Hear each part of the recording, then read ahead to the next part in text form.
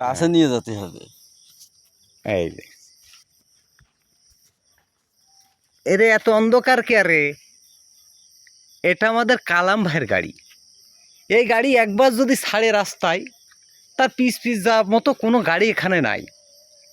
তিনি রাত্রে ঘুমোতে পারেননি বলে এই চলে এসেছে মাছ নিতে।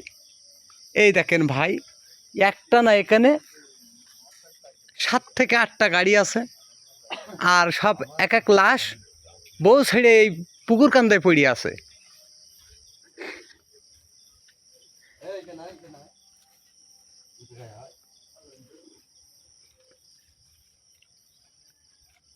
একজন আছে ভাই আমাদের ভিতরে লুকোচুরি খেলছে, তার একটার কেটে গেছে।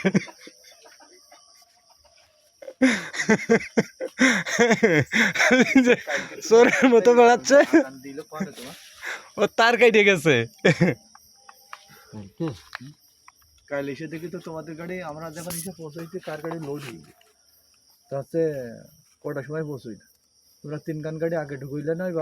আমি এরকম টাইমেই পৌঁছাইলাম। আমরা হুম? পাগল হয়ে যাও। আমাদের আজান দিল কনে? আমাদের আজান দিল আছে নারায়ণগালি দত্তপাড়ার এই লাইনে মনে হয় না? হ্যাঁ, ও না, আমরা এই চাইখানে একসাথে এলাম না?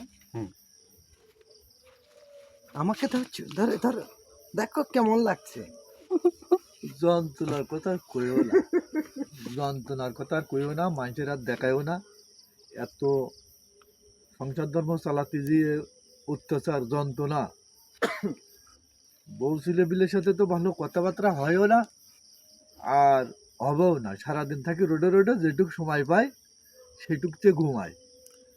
দেখা যাচ্ছে বউ ফেসবুক নিয়ে ব্যস্ত থাকি। হ্যাঁ, ফেসবুক নিয়ে ব্যস্ত থাকি, মোবাইল ঘুরতে ঘুরতে দেখা যাচ্ছে সকালে গিয়ে আবার টিভি ডাকছে। এখনকার ফুলাফান অর্ধেক জীবন মোবাইলের মধ্যে, আর অর্ধেক জীবন চোখের জ্যোতি ওদের তো থাকবেই না।